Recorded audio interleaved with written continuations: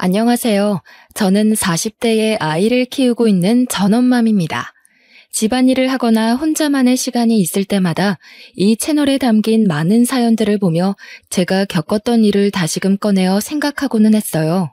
지금이야 어엿한 40대에 아이를 키우는 평범한 엄마로 잘 살고 있지만 한없이 빛나기만 해야 할 제 청춘은 지금과는 다른 삶을 살았습니다. 자식이라고는 딱 저 하나뿐인데 저희 부모님은 제게 관심이 없으셨어요. 온전치 못한 가정의 분위기 속에서 지내야 했고 그런 부모도 엄마고 아빠라고 어린 저는 부모의 사랑을 원했습니다. 그러나 한 번도 곁을 내주지도 않으셨고 부모님 인생 살기 바쁘셨죠. 어릴 때야 뭘 모르기도 했고 형제도 없는 제게는 부모가 세상의 전부인데 그런 저에게 한없이 나쁜 역할을 하던 분들이셨습니다. 그렇게 차가운 환경에서 자라다 고등학생이 된 저는 사랑받지 못하는 제 자신이 싫었고 차갑고 외로운 그 집이 너무 싫었어요. 더는 마냥 어린아이도 아니라고 생각했던 저는 철없는 선택을 하게 되었죠. 다짐을 하자마자 그 길로 가출을 해버렸습니다. 가출하니 자연스럽게 나쁜 길로 빠지게 되었어요. 학생의 신분으로 그 나이에 해서는 안 될 음주와 흡연도 했습니다. 제 자신에 대한 자존감이 없다 보니까 이렇게 망가지는 것만이 제가 할 수 있는 일이라고 착각을 했던 것 같아요. 더 슬프고 웃긴 건 제가 가출을 했는데 행방을 찾지도 않더라고요. 왜냐면 제가 가출한지도 모르셨습니다.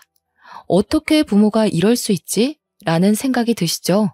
저도 제 아이를 낳아보니 더욱 저희 부모란 사람들이 이해가 안 가더라고요. 가출을 하고 나쁜 행동을 하는 것이 제게는 부모님에게 저 좀 봐달라는 마지막 발악이었는데 그것도 통하지 않는다는 걸 느끼게 된 순간 모든 걸 잃은 기분이었습니다. 원래도 세상에 혼자라고 생각했지만 이때부터는 정말 이 넓은 세상에 나 혼자 남겨졌구나 그렇게 생각을 하며 살았어요. 어른들에게 손가락질 받으며 개념 없이 살던 제 인생에 전환점이 하나 찾아왔습니다. 길을 걸어가고 있던 제게 누군가 다가와서 제안을 했죠. 저 학생, 혹시 연예인 해볼 생각 없어요? 우리 꽤 유명한 엔터인데 학생 캐스팅하고 싶거든요. 저를요? 네, 우리 회사 와서 정식으로 오디션도 보고 연습생 해볼래요? 어때요? 그거 하면 돈 많이 벌죠. 그리고 저 연습생 그거 하면 혹시 거기서 먹고 자고 할 수 있어요? 내가 이 회사 팀장이거든. 꼭 성공하게 해줄게. 그러니까 나만 믿고 따라와요. 그리고 숙식 제공을 말하는 것 같은데 아직 학생이라 부모님이 반대하시지 않을까요? 보통 또래 연습생들은 집에서 왔다 갔다 하거든요. 저한테 관심이 없으셔서 상관없어요. 그리고 숙식 제공이 가능해야 제가 이걸 할 수 있어요. 그래요, 그럼. 그렇게 하는 걸로 해요. 흔히 말하던 길거리 캐스팅이란 걸 경험하게 되었고 솔직히 별 생각은 없었습니다. 그냥 절 성공하게 해주겠다 약속을 했고 숙식 제공이 된다고 들어서 조금은 편하게 살 수 있겠다 싶어서 택한 길이었죠. 만약 숙식 제공이 어렵다고 했으면 연습생 생활 그거 하지도 않았을 겁니다. 전 그렇게 서울이란 곳을 가게 되었고 그때 당시에도 서울은 굉장히 멋졌어요. 제가 살던 곳과는 다른 느낌이 들었죠. 보통 이런 상황이라면 이를 악물고 난 꼭 성공할 거야 라며 다짐을 하기도 하잖아요. 그런데 저는 의욕이 없었습니다. 하루하루 눈을 뜨니까 사는 느낌으로 살고 있었고 하고 싶은 것도 없었고 성공이 목적도 아닌 그야말로 삶에 대한 의지가 하나도 없는 사람이었죠. 이 엔터에 갔을 때는 정말 끼가 많은 사람도 많았고 예쁘고 잘생긴 사람들도 많았어요. 신기할 정도로 말이죠. 세상에 잘생기고 예쁜 사람은 여기 다 모여있다는 생각이 저절로 들었습니다. 그러나 저는 의욕도 없는데 끼도 없으니 다른 연습생들 사이에서 거의 왕따였죠. 다들 죽기 살기로 온 힘을 다하는데 저는 그런 모습이 보이지 않아도 팀장님이 챙겨주시니 얼마나 질투가 났겠어요. 팀장님은 본인이 캐스팅한 저를 성공시키는 게 목적이셨고 저는 그냥 먹고 사는 문제를 해결하는 게 목적이었죠. 서로 분명한 의도가 있어서 별 문제가 없다고 생각했지만 날이 갈수록 저를 향한 거센 비난과 질투심은 도가 지나쳤습니다. 그러나 인생 참 힘들게 살아온 제가 겨우 이런 걸로 기죽을 사람이 아니죠. 너희는 날 욕해라. 난 신경도 안 쓴다는 마음으로 지냈습니다. 제가 얼마나 외롭고 독한 사람인지 다 알고 계셨던 팀장님은 앞만 보고 직진하자고 늘 말씀해 주셨어요. 누구 하나 제 손을 잡고 따뜻하게 이끌어주던 사람이 없던 제게 팀장님은 참 존경하는 어른이었고 품어주셔서 늘 감사했습니다. 그래서 의욕은 없었어도 해가 되지 않으려고 적당히는 했었죠. 그러던 중 아빠께서 돌아가셨다는 연락을 받았고 부모님은 드디어 이혼을 하셨습니다. 눈물 한 방울이 나오지 않았어요. 왜 돌아가셨는지 어쩌다 돌아가신 것인지 궁금하지도 않았고 그냥 그렇구나, 돌아가셨구나, 딱 이 정도 감정이었습니다. 이 일로 정말 오랜만에 엄마와 통화를 했었는데 내심 기대를 했었어요. 그만 방황하고 엄마랑 같이 살자는 그 말을 할 거라고 말이죠. 그래, 뭐 잘 살고 있지? 원래 무소식이 희소식인 거야. 앞으로도 그렇게 잘 살아. 엄마는 엄마 인생 살 테니까. 있잖아, 나 궁금한 게 있는데 내가 엄마 자식인 게 싫어? 태어나서 지금껏 한 번도 품을 내주지 않은 그 이유를 알고 싶어. 선주야, 자식인 게 싫고 좋고가 어딨어. 그냥 다 그렇게 사는 거야. 단지 나는 내 인생이 더 중요해. 자식 때문에 내 인생을 포기하고 싶지도 않고 희생하고 싶은 마음도 없어. 너도 알겠지만 부부 사이가 좋은 것도 아닌데 내가 무슨 낙이 있었겠니? 그럼 나는? 부모밖에 없던 그 시절의 나는? 태어나게 해준 것만으로도 감사할 줄 알아야지 뭘 더 바래. 그래서 널 굶겼니? 먹고 살기는 했잖아. 물에 빠진 거 구해주니까 보따리까지 내놓으라는 심보니 너 지금? 인생 그렇게 살지 마. 욕먹어 너. 기대를 한 내가 미친 거지. 이런 사람도 엄마라고 끝까지 기대를 해버렸어. 수치스럽다. 정말 2번 다시 우리 만나지도 연락하지도 말자. 아빠처럼 죽었다고 연락받게 하지 마. 엄마 죽어도 난 안 가. 너 알아서 해. 너 하나 안 온다고 내가 무너질 줄 알아? 이게 어디서 버릇없이 엄마를 이겨먹고 있어. 엄마가 내 엄마여서 한때는 참 좋았는데 지금은 원망스럽고 증오스러워. 내가 이렇게 아팠던 만큼 엄마도 벌 받을 거라고 생각하고 살게. 끊어. 하나뿐인 친딸에게 참 모질던 부모는 끝까지 모질었고 마지막으로 내민 손까지 내쳐버린 엄마에게 저는 완전히 등을 돌렸습니다. 뭘 기대했던 걸까 싶어 제 자신이 싫었어요. 이때부터 뭔지 모를 오기가 생겼고 내가 꼭 무슨 일을 하든 성공해서 엄마인 당신 앞에 떳떳하게 나타나주겠다고 결심했습니다. 그때 꼭 배 아파서 뒹굴기를 바랬던 것 같아요. 한마디로 복수를 꿈꾼 거죠. 이악 물고 연습했더니 그룹 내에서 우수한 성적을 이루게 되었고 갑자기 발전하는 모습을 보여주니 많은 칭찬을 받았습니다. 물론 같은 연습생들 사이에서는 더 많은 질타를 견뎌야 했죠. 지금 와서 생각해보면 사랑을 받아본 적이 없어서 그런 것인지 어디를 가도 미움만 받았던 것 같습니다. 그러니 늘 외롭고 쓸쓸한 인생을 살았고 조금만 잘해주고 조금만 손을 내밀어주면 저 사람 참 좋은 사람이구나 그렇게 생각을 했죠. 같은 연습생 생활을 하던 오빠가 있었습니다. 저보다 4살이 많았고 많은 여자 연습생들 사이에서 인기를 얻고 있었죠. 그런데 그 오빠는 늘 혼자서 질타를 받는 제 곁을 묵묵히 지켜줬고 전 그 따뜻함이 낯설게 느껴지다가 시간이 지나니까 사랑하고 싶었습니다. 사랑이 뭔지도 모르면서 그냥 그렇게 사랑하게 되었고 연애를 했어요. 당연히 같은 연습생들끼리 연애를 회사에서는 반대를 했었고 비밀리에 쉬쉬하며 만나다 결국 들통이 났습니다. 그 이후 저희 2사람은 이전보다 더 힘든 시간을 견뎌야 했어요. 쓴소리를 정말 많이 들었습니다. 성태야, 선주야, 지금 너희가 연애할 시간이 어딨냐? 어? 다른 애들은 1분이라도 더 연습해서 어떻게든 데뷔하겠다고 난린데 너희는 뭘 믿고 그렇게 여유로운 건데? 죄송해요. 그렇지만 연애를 한다고 해서 연습 소홀하게 한 적은 없어요. 선주야, 말은 똑바로 하자. 솔직히 너 다른 애들에 비해서 간절하지도 않은 거 나도 알고 있는데 계속 이런 식이면 우리도 곤란해. 요즘 세상이 예쁘다고 다 되는 것도 아니고 둘 다 명심해. 봐주는 건 여기까지야. 둘이 관계 얼른 정리하고 너희 본분에 집중해. 결국 실장님께 따로 불려가서 남자친구와 저는 이런 말을 들었습니다. 많은 생각이 들었어요. 저는 연습생을 굳이 하고 싶지 않았으나 숙식 제공이 되니까 했던 거고 먹고 살 길이 없으니 선택했던 길이지만 남자친구는 본인이 이루고 싶었던 꿈이었습니다. 본인이 꿈이 코앞으로 다가왔으니 쉽게 포기하기가 어려울 텐데 남자친구는 저를 선택했고 저도 그런 남자친구를 선택했어요. 안 그래도 너무 힘들었던 연습생 생활이라 하기 싫었는데 차라리 잘된 일이라고 생각했죠. 저는 회사에서 숙식 제공을 해줬지만 남자친구는 본인의 힘으로 작은 반지하 원룸에서 지내고 있었습니다. 연습생 생활을 포기하면서 당연히 모든 지원은 끊겼고 저는 남자친구가 지내는 곳에서 함께 지내며 별일을 다하며 돈을 벌었어요. 그때는 그게 최선이라 생각했고 아마 다시 돌아가도 같은 선택을 했을 거지만 지금 와서 생각해보면 참 철이 없었죠. 제 모든 선택에는 늘 부모에 대한 원망과 증오가 있었고 그렇기 때문에 난 이렇게 된 거야 라며 합리화를 했던 것 같습니다. 남자친구와 살면서 카페에서 아르바이트도 해봤고 식당에서 설거지도 일도 했고 고깃집, 공장, 편의점 등등 별일을 다 했어요. 제 힘으로 돈을 벌면서 점점 통장에 돈이 쌓이니까 재미가 들렸고 더 열심히 일을 해서 돈을 벌고 또 모았습니다. 남자친구도 열심히 일을 해서 돈을 벌었어요. 반지하 원룸에서 사는 게 절대 쉽지 않아서 하루라도 빨리 지상으로 이사를 가고 싶었습니다. 늘 습하고 곰팡이 냄새가 가득하던 그곳의 냄새는 꽤 오랜 시간이 지났는데 아직도 잊혀지지 않아요.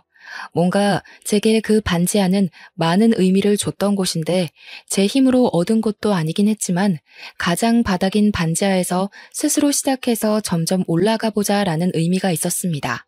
힘들었지만 쉬지 않고 일했고 그 결과 3층짜리 1.5룸으로 이사를 했어요. 날아갈 듯 기뻤고 너무 행복했습니다. 남자친구와 함께 지내던 이 순간이 제 인생에서 가장 따뜻했고 안정되던 시기였죠. 늘 제가 우선이던 남자친구가 있었기에 아무리 힘든 일을 해도 힘들지 않았고 이렇게 살다가 더 돈을 많이 모으면 결혼을 하자고 그렇게 약속을 했습니다. 그렇게 하루하루 행복이 뭔지 사랑이 뭔지를 느끼면서 살고 있는데 제게 자꾸 모르는 번호로 연락이 왔어요. 한두 번은 그냥 무시했는데 계속해서 오길래 한 번 받았습니다. 여보세요? 이제야 전화를 받네. 한선주 씨 맞죠? 대체 왜 전화를 피하지? 누구세요? 누구신데 자꾸 전화하세요? 내가 그쪽 투자까지 해주려던 투자자예요. 근데 이제야 알았거든요. 데뷔가 코앞인데 왜 그만둔 거예요? 대체 내가 지원이고 뭐고 다 해주려고 했는데 그랬으면 당신 인생이 달라졌을 건데. 네? 투자자요? 전 들은 말이 없는데요. 그렇겠지 당연히. 한선주 씨 회사에서 내가 투자한 걸 말하면 돈을 떼줘야 할 테니까 굳이 알려주지 않았겠지. 아니, 이럴 게 아니라 우리 한번 만나죠. 내가 이쪽으로 투자한 사람들은 무조건 대성했거든. 난 보는 눈이 있다고. 꼭 연예인이 아니더라도 방법은 있으니까 우선 만납시다. 의문의 남성에게 받은 전화는 무언가 꺼림칙했습니다. 저에 대해서 너무 자세히 알고 있어서 정말 투자자인가 싶기는 했지만 이미 저는 그쪽 생활을 접었기 때문에 더는 연관도 없다고 생각하고 무시를 했어요. 그런데 사람 마음이라는 게 참 간사하죠? 분명 열심히 땀 흘려서 돈을 벌면서 모으고 그렇게 살아가고 있었는데 막상 저를 위해 투자하고 싶다는 투자자가 직접 전화를 해주니 솔깃했어요. 나이가 들수록 현실을 깨닫게 되긴 한 거죠. 이렇게 한 푼 두 푼 모아서 언제 집다운 집을 사고 결혼을 할 수 있을까라는 현실이요. 결국 저는 그 투자자라는 사람의 연락을 다 받지 않다가 결국 제가 걸게 되었습니다. 여보세요? 한선주예요. 저를 만나고 싶다고 하셨죠? 만났으면 좋겠는데. 오, 그래요. 연락 기다렸어요. 그러면 지금 있는 곳 알려주면 차 보내줄게요. 그거 타고 편하게 와요. 아니요. 주소를 알려주시면 제가 갈게요. 경계심이 상당하네요. 뭐 그럼 그렇게 해요. 문자로 주소 보낼게요. 네. 전화를 끊자마자 주소가 왔고 받은 주소로 갔습니다. 솔직히 가면서도 수많은 생각을 했어요. 왜냐면 연습생 생활을 하면서 스폰서 관련해서 들은 것도 있기 때문에 설마 이 사람도 제게 그런 걸 원하는 건 아니겠지 싶었습니다. 그래서 그걸 확인하기 위해서는 한 번쯤 직접 만나봐야 했죠. 어렵사리 만나게 된 투자자라는 분은 얼핏 봐도 경제적으로 여유가 넘쳐 보였고 딱 아빠뻘 정도쯤 돼 보였습니다. 어색함과 떨리는 마음이 공존해서 쭈뼛거리는 제게 인자한 미소와 말투로 긴장감을 풀어주려 노력하셨죠. 이야, 한선주 씨, 반가워요. 실물이 훨씬 아름답네요. 역시 내 안목이 틀리지 않지. 긴장을 많이 한 것 같은데 우선 딱 까놓고 먼저 말할게요. 그래야 안심할 것 같네. 난 한선주 씨한테 다 해줄 수 있어요. 금전적인 모든 지원을 싹 다 해줄 건데 혹시 생각하는 그런 건 원치 않으니 걱정 마요. 아, 네. 솔직히 이해가 안 가서요. 지금은 연습생도 아니고 데뷔할 마음도 없는데 왜 저한테 모든 지원을 해주신다고 하는 거죠? 왜 안 해요?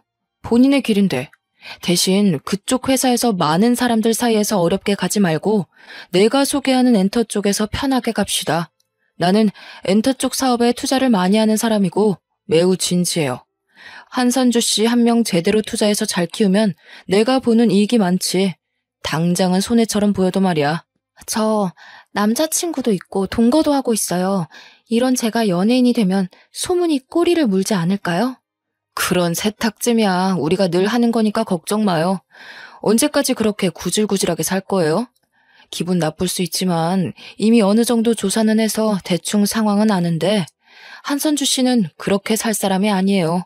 그러니 잘해보자고요. 의욕도 없던 연예계 일을 다시 시작하라는 투자자의 제안이 결코 나쁘지 않았어요. 저를 완벽하게 밀어줄 것 같다는 느낌이 확 들었고 심지어 저렇게 만나고 나서 당일에 바로 저에게 500만 원을 입금해 주셨습니다. 이게 무슨 돈이냐고 했더니 품위 유지비라며 이미지 관리를 지금부터 할 거라고 하셨죠. 제게 몇백에서 몇천에 가까운 돈을 매달 서슴없이 주셨고 말 그대로 제 품위를 유지하라며 특별히 뭘 시키지도 않으셨습니다. 연습생 생활을 할 때는 죽으라고 연습하고 또 연습했는데 그것도 시키지 않으셨어요. 당분간은 이미지를 만드는 게 우선이라며 말이죠. 그러다 보니 전 쉽게 만지는 그 돈들을 펑펑 쓰고 다녔고 투자자가 이유 없이 주는 고가의 선물들과 고가의 차까지 당연하다 생각하고 받았습니다. 이렇게 살다 보니 누가 봐도 제가 변한 게 보이고 고가의 물건들이 집에 쌓이고 있었죠. 심지어 차까지 생기니 남자친구는 저를 추궁했습니다. 선주야, 너 정말 요즘 이상한 거 알지? 대체 이 많은 것들을 무슨 돈으로 산 거냐고. 무슨 생각으로 차까지 산 건데 너 일도 그만뒀다며, 어? 말 좀 해봐. 아, 진짜 왜 이래? 내가 뭐 오빠한테 돈을 달라고 했어? 아니면 사달라고 했어? 무슨 상관인데 내가 뭘 하든 말든 그냥 알바 좀 뛴 거야. 너 똑바로 말해. 대체 요즘 뭐라고 돌아다니길래 갑자기 안 하던 짓을 하는 거야? 너 지금 집에 있는 저 가방에 옷들만 해도 얼마인 줄 알아? 지긋지긋하네 정말. 얼마인 줄 내가 알게 뭐야. 저런 거 하나 사줄 능력도 없으면서 오빠가 뭔데 나한테 뭐라고 하는데? 무슨 자격으로? 너 정말 말 다 했어? 지긋지긋해. 이렇게 구질구질하게 사는 거 싫다고. 아무리 일을 해도 달라지지 않고 매일이 똑같아. 과연 우리가 이 원룸에서 탈출은 할 수 있을까? 미래는 있을까? 난 없다고 생각해. 지금도 헤어지고 싶은 거 겨우 참고 있는 거니까 나 건들지 마. 너 정말 어떻게 나한테 이럴 수 있어? 내가 너 만나려고 연습생 생활도 못하고 너 하나만 바라봤는데. 남자친구는 진심으로 저를 사랑해줬던 참 좋은 사람인데 제가 돈에 눈이 뒤집히니 그런 남자친구가 보이지 않았어요. 컵 하나를 사는 것도 소중했는데 이제는 궁상맞게 느껴졌고 그냥 남자친구와의 모든 생활이 지긋지긋해졌습니다. 저는 결국 투자자에게 요구를 했습니다. 저 선주인데요. 집 하나만 마련해 주실래요? 그래. 뭐 오늘? 내일? 근데 갑자기 왜 남자친구랑 헤어지게? 네, 헤어지려고요.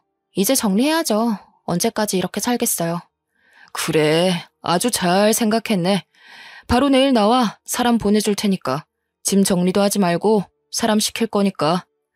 이렇게 말 한마디면 집이 하루아침에 생길 정도로 제게 세상이 너무 쉬워진 거예요. 투자자에게 집을 요구한 후 남친에게 헤어지자고 말했습니다. 저를 붙잡고 많이 울었지만 그 모습도 보기 싫다며 저는 그 집에서 나와 호텔에서 하루를 묵었고 다음날 투자자가 마련해준 집으로 떠났습니다. 제 짐은 알아서 옮겨주신다고 했는데 시간 맞춰 가보니 다 옮겨져 있었고 제가 상상한 이상으로 너무 좋은 집이라서 놀랐습니다. 전 그냥 아무리 좋아봐야 투룸 정도겠지 생각을 했는데 서울에서 이름 좀 있는 곳으로 집을 구해주셨어요. 그곳에서 살다 보니 마치 제가 정말 부자라도 된 마냥 거만해졌습니다. 이때부터는 연습생 생활을 슬슬 시작하기도 했어요. 예전만큼 저를 힘들게 굴리지 않아서 좋았고 살살 연습시키다 제가 힘들다고 하면 쉬게 해줬습니다. 한마디로 저를 위해 모든 게 굴러가는 느낌이 들었고 그걸 이용해서 아주 거만하게 살았죠. 투자자는 제게 말도 안 될 정도로 지원을 해줬기 때문에 사실 저는 돈에 대한 아쉬움이 없었습니다. 심지어 돈이 얼마나 벌기 어려운 건지 느낄 틈도 없이 쓰기 바빴죠. 그렇게 흥청망청 돈 쓰는 재미로 살던 중 헤어진 남자친구가 찾아왔어요. 이 주소를 알 수가 없었을 텐데 너무 당황스럽더군요. 뭐야? 어떻게 알고 여기까지 온 거야? 선주야, 무슨 관계인지 뭔지는 묻지 않을게. 다만 난 진심으로 걱정돼서 그래. 그 사람이 널 평생 책임져 줄 수는 없잖아. 지금이야 너가 이렇게 다 누릴 수 있다고 해도 평생은 아니잖아. 그리고 무엇보다 이렇게 사는 건 정말 아니야.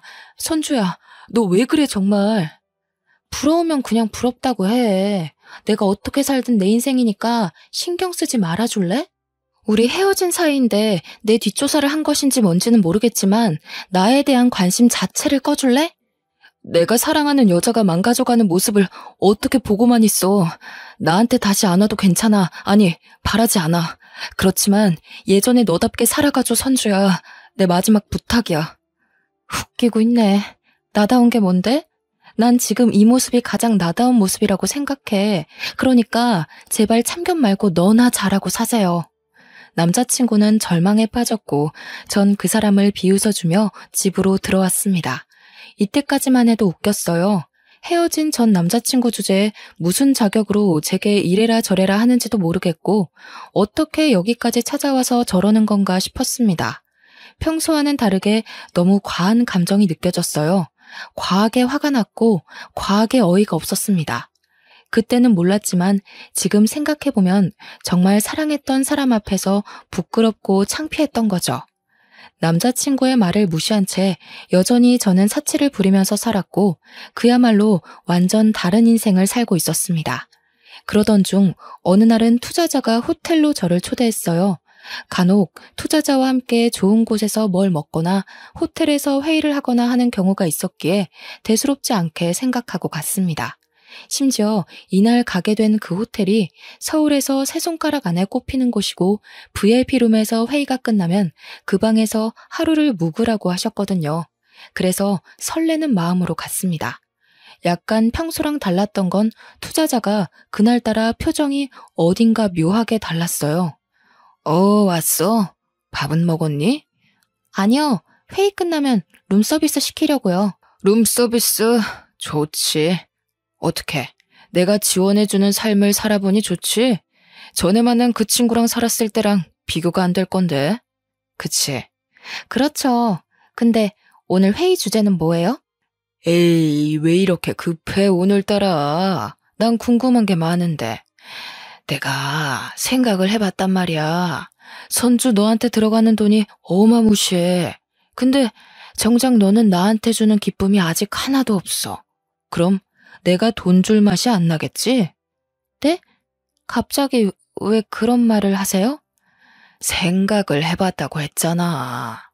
나는 너한테 이렇게 돈을 써도 기쁨이 하나도 없고 너 전에 만난 그 친구는 능력이 없어도 네가 다 해줬을 거 아니냐? 그치? 이건 불공평하잖아. 그래서 네가 나한테 기쁨을 줄 때까지는 다른 기쁨을 줘야겠어. 뭐라고요? 순식간이었습니다. 이곳에 자세히 담을 수도 없지만 갑자기 제게 기쁨을 달라면서 그런 관계를 원했고 저는 투자자를 밀치고 신발도 못 신고 맨발로 뛰쳐나왔어요. 그렇게 뛰쳐나와서 급하게 택시를 탔는데 생각해보니 제가 살던 그 집도 그 사람 집이었죠. 우선은 급한 대로 최대한 멀리 가달라고 했습니다. 그러다 문득 혹시라도 제 계좌를 추적하거나 할까봐 근처 ATM 앞에 세워달라고 한 후 돈을 다 뽑아버렸어요. 그 후 최대한 멀리 떨어진 곳으로 가서 호텔에 몸을 숨겼습니다.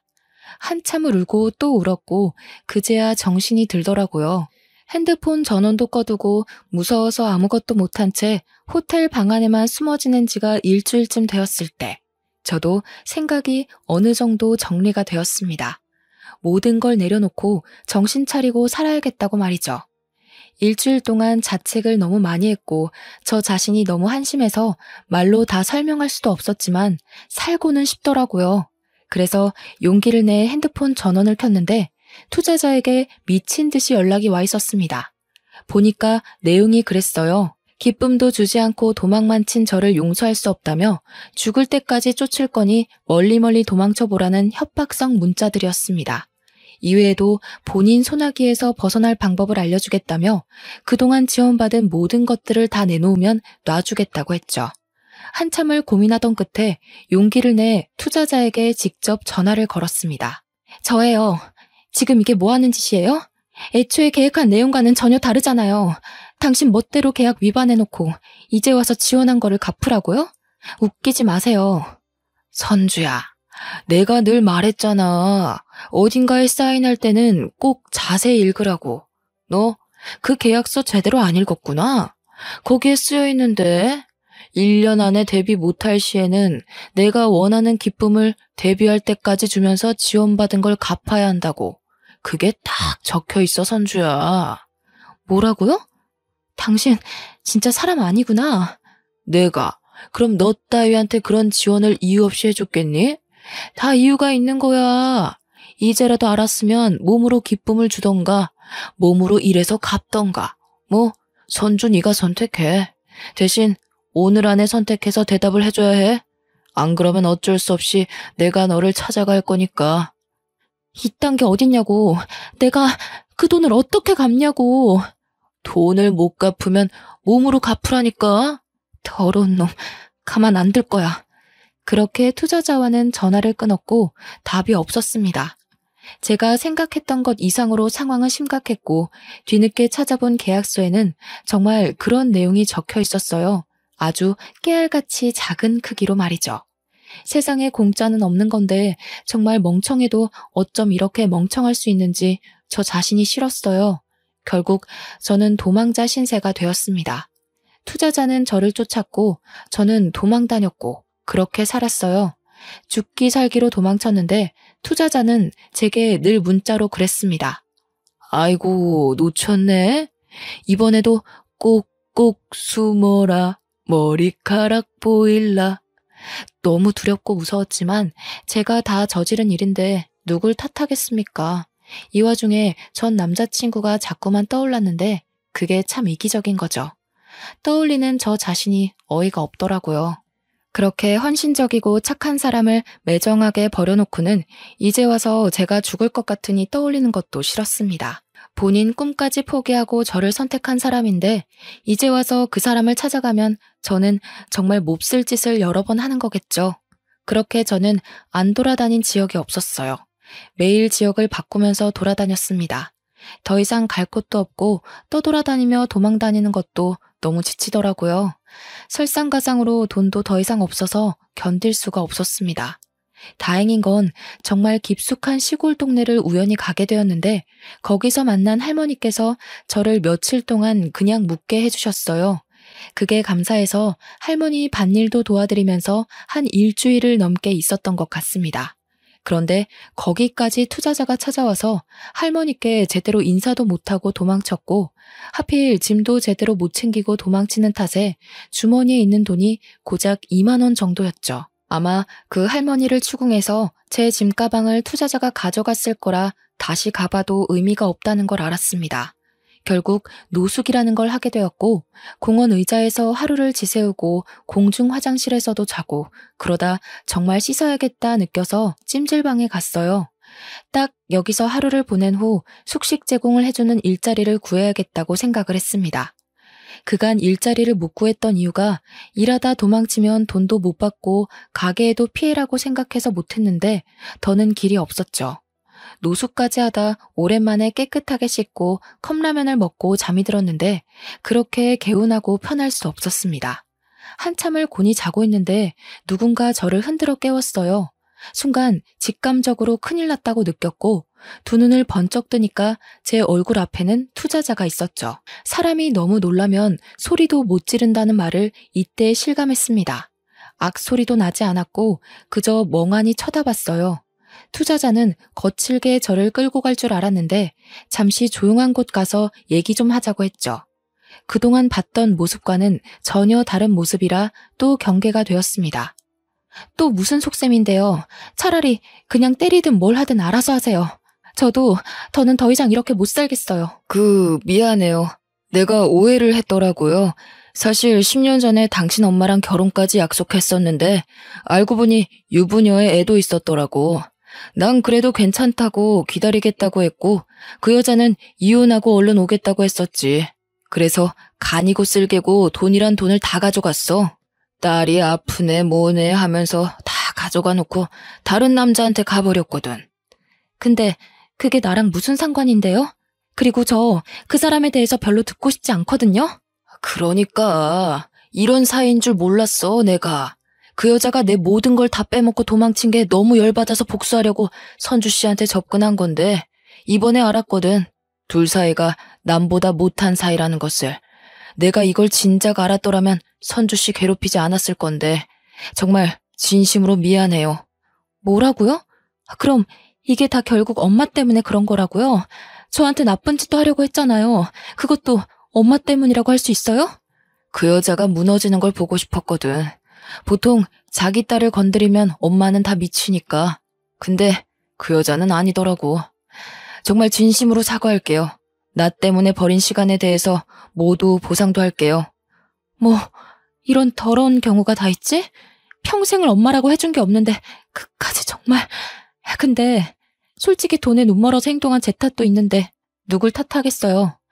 투자자와 얘기를 나눈 후 저는 집으로 돌아갔어요. 그리고 생각을 정리해봤습니다. 결국 아빠와 살고 있을 때 이 투자자와 바람을 폈던 거고 마치 이혼할 것처럼 해놓고 어렸던 저를 팔아 투자자에게 돈을 뜯은 거죠. 뜯을 만큼 다 뜯고서는 투자자가 아닌 다른 남자와 또 바람을 핀 거니까 솔직히 제가 투자자 입장이라고 해도 열받아서 복수를 하고 싶을 것 같더라고요. 안 그래도 엄마에 대한 마음이 좋지 않았는데 멀쩡히 잘 살고 있던 중에 다시금 제 인생을 망친 게 또 엄마 탓인 것 같아서 엄마에 대한 증오와 분노가 커졌습니다. 물론 제가 선택한 거지만 그냥 엄마가 너무 싫었어요. 투자자가 엄마를 찾아갈 거라길래 저도 같이 가자고 했습니다. 혼자 여전히 이 남자 저 남자 만나면서 살고 있었으면 안 가려고 했는데 가정까지 꾸리고 애 낳고 너무 잘 살고 있다는 거예요. 정작 첫 자식인 저는 한 번도 사랑을 받아보지 못하고 이렇게 살고 있는데 말이죠. 얼마나 행복하게 살고 있는지 제 눈으로 보고 싶은 마음에 투자자와 함께 갔습니다. 차 안에서 한참을 기다렸고 정말 오랜만에 보는 엄마의 모습은 낯설었어요. 늘 부러워했던 친구들의 엄마 모습처럼 지내고 있더라고요. 한 손에는 장바구니를 들고 단정한 옷차림에 딱 엄마의 느낌을 품고 있었죠. 엄마는 올라가고 이어 저랑 투자자가 그 집으로 따라 들어갔습니다. 저희를 본 엄마는 아주 기겁을 했지만 아내 애들이랑 엄마의 새로운 남편도 있었는지 과거를 들킬까봐 아주 조용한 목소리로 말하더군요. 둘이 어떻게 같이 여기로 온 거야? 아니, 우선 가. 집에 남편도 있다고. 내가 연락할게. 집 앞에 연락처 두고 가. 얼른. 너무 다급해 보이는 엄마의 모습 뒤로 큰 가족 사진이 보였고 너무 행복해 보였어요. 또 집 안쪽에서는 애들과 아빠의 웃음소리가 가득했고 집에서는 맛있는 냄새도 나는데 그게 그렇게 슬펐습니다. 저는 그동안 쌓인 모든 분노가 폭발했고 큰 소리로 엄마를 밀치며 집 안으로 들어가면서 말했어요. 엄마, 당신이 처음으로 낳은 딸인 내가 이렇게 멀쩡하게 살아있는데 어떻게 한 번을 보듬어 주질 않아? 그래도 나 어떻게든 이악 물고 살고 있었어. 근데 이젠 하다하다 바람핀 불륜남이 엄마한테 복수하려고 나한테 해코지까지 하게 만들어? 대체 당신이 나한테 해준 게 뭐가 있다고 이렇게 한평생 날 힘들게 하는 거야? 여보, 이게 다 무슨 소리야? 아, 여보, 애들 데리고 나가 있어. 해결할 일이 생겨서. 왜 나가 있어? 저 사람도 알 건 알아야지. 저는 이 사람이 낳은 자식인데 한 번도 품에 안겨본 적이 없는 자식이에요. 이유는 엄마라는 이 사람이 맨날 남자들 만나기 바빠서요. 옆에 이 남자가 그중 한 명이고 단물만 쏙 빼먹고 딴 남자한테 간 게 열받아서 딸인 저를 찾아와서 해코지하려고 했다네요. 너 조용히 못해? 우선 나가자고. 김미연, 이 남자는 얼마 뜯어먹었냐? 너 내가 뒷조사 좀 해보니까 정말 대단하더라. 근데 이 남자랑은 애까지 나온 거 보니까 너도 이제 남자 바꾸는 게 귀찮아서 정착하려고? 야, 미연아, 적어도 사람이면 네 딸은 네가 챙기는 게 맞지 않냐? 저기요, 이 여자랑 하루빨리 갈라서요. 바람 피는 게 습관이고 돈 뜯어먹는 건 취미니까. 그렇게 투자자랑 같이 재혼해서 살고 있는 엄마네 집을 발칵 뒤집었고 이 사실을 몰랐던 엄마 남편은 큰 충격을 받았습니다. 엄마가 얌전한 현모양처인 줄 알았다네요. 남편과 사별을 했고 아래 딸이 있었지만 딸도 같이 죽었다고 말했다는데 그 딸이 멀쩡히 살아있으니 놀랐겠죠. 결국 엄마는 이혼을 당했고 사기 결혼으로 위자료를 많이 물어줬다고 들었습니다. 이후 투자자는 제게 평생 책임지고 지원을 해주겠다고 했지만 무슨 이유이든 제게 나쁜 짓을 하려고 했기에 더는 연락하지 말라고 했어요. 대신 투자자는 제게 살던 집을 명의 이전해줬고 이 세상에 엄마 없어도 잘 살 수 있다며 힘을 주고 떠났습니다. 이후엔 제 힘으로 돈을 벌면서 살았고 아예 타지에서 새롭게 시작했어요. 그곳에서 지금의 남편을 만났고 모든 내용을 다 알고도 지금의 제 모습을 존중해주고 사랑해주는 사람입니다. 결혼은 절대 못할 줄 알았는데 남편은 제가 못난 모습을 보이면 따끔하게 말해주기도 하는 인생에 참 도움이 되는 사람이에요. 제가 많이 사랑하고 존경하는 그런 사람입니다. 아껴주는 시부모와 남편 덕분에 가족이 뭔지를 느끼면서 하루하루 살고 있어요. 사랑이 고파서 한없이 엇나갔던 한심한 저 자신을 가끔 떠올리면서 자책하고 후회하면서 더 열심히 살아가려고 아직도 노력하고 있습니다. 저를 정말 진심으로 아껴주고 사랑해줬던 그 사람도 지금 어딘가에서 저보다 훨씬 좋은 사람을 만나서 행복할 거라고 믿어요. 저라는 사람도 이렇게 행복한데 그 좋은 사람이 안 행복할 수 없죠. 생각하면 늘 미안한 존재지만 이제 그만 생각하려고 합니다. 그게 모두에게 예의니까요. 뱃속에 아이가 올 가을이면 태어나는데 다른 건 몰라도 부끄러운 엄마가 아니길 바래서 매일매일 노력 중이에요. 제가 받지 못한 사랑을 태어날 아이에게는 듬뿍 주면서 키우려고 합니다. 한심하고 부끄러운 제 과거를 들추는 게 결코 쉽지는 않았지만 부디 많은 응원 부탁드릴게요.